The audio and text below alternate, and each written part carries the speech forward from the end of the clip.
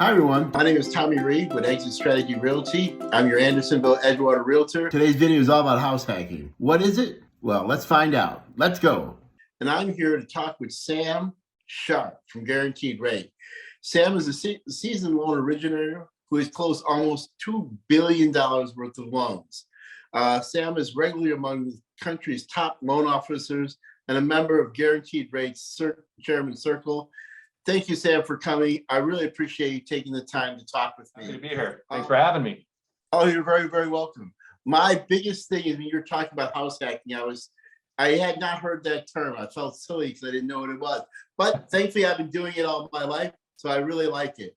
And I want you to talk about house hacking and how this is helpful someone to buy their first home, what the advantages are. Sure. No, it's funny too, because there's like a cult following with house hacking, and the more you look into it and the more you become familiar with it, you'll at least by that name, because I'm sure you already know what it is, but once you start to look under that name, you'll see there's a lot of people who are already just have been following this train for a long time. But so essentially, to break it down, house hacking is when you look to purchase a property, and you'll be looking at using rental income from that property to help substantiate the mortgage payment, either to pay a part of it or all of the payment for you. So you're really getting into a position where you buy a home and you're using rental income from that home to help pay your mortgage. So this is very commonly done with multi-unit properties, although it doesn't necessarily have to be a multi-unit. And in this case, in Chicago, in the Chicagoland area, we refer to these as 2 flats, 3 flats, 4 flats. So the idea is that someone would purchase, let's say, a 3-flat or a 3-unit building. They would live in 1 unit and rent the other 2 units out. Therefore, that rental income would be actually greater than their mortgage payment. So it's called a house hack, right? And they're able to go through and buy a home without paying for it, so to speak, as far as a monthly basis. Now, I mentioned multi-units, and that wasn't the only route. Okay. It's just funny because I've been doing this kind of my whole life. I mean, I grew up, my parents owned 2 flats. And I don't know what you think of this. I think a person's first home should be a 2-flat or a 3-flat. You may not be exactly where you want to be, but I think for a first-time home buyer, it's an amazing, wonderful idea. And how you're able to leverage money. We could talk about that, the fact that if I have $50,000, I can leverage so much more in real estate than I can, say, in the stock market. If I put that same $50,000 in the stock market, I make 10%. But if I make 10% on a home over 1 year, I'm much more ahead of the game. Right. You control so much more assets.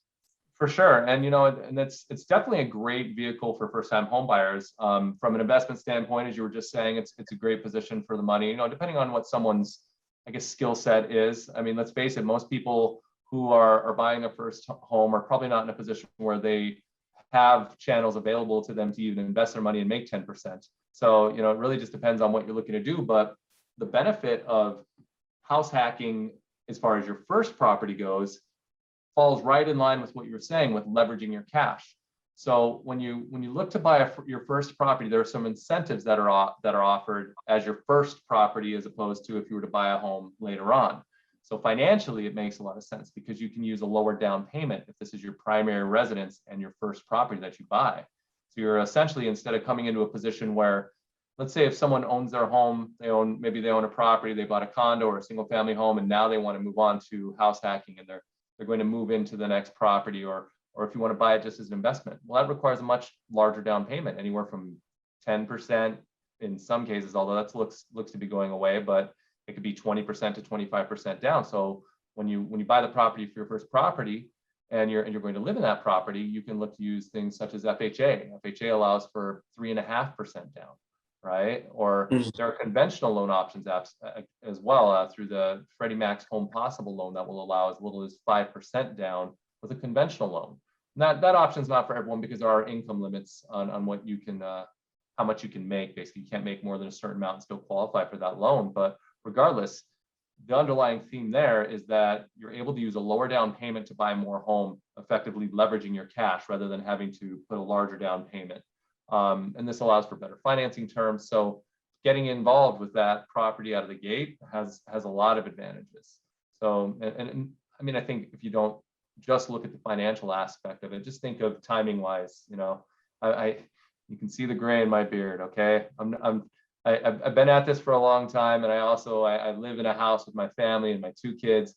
This is not the time for me to house hack. You know, if I had bought my first, going back in time, my first place was a condo many years ago, and you know, I if only I had known about this then and been involved, but it wasn't something that was really on the front of my mind, so I didn't take that route. But you know, it's a situation where it makes a lot of sense at a certain time in your life, so you want to consider that as well. I really appreciate you coming on and taking the time to this. I would love to talk to you again in the future, and I appreciate you sharing a little bit of knowledge with me and all the people who are going to be watching this. Thank you, Sam. Absolutely. Thanks for having me. Absolutely. Thank you, everyone, for coming. Hello, everyone. If you enjoyed that video, just hit the like button and hit subscribe to see more videos every single Friday. Take care.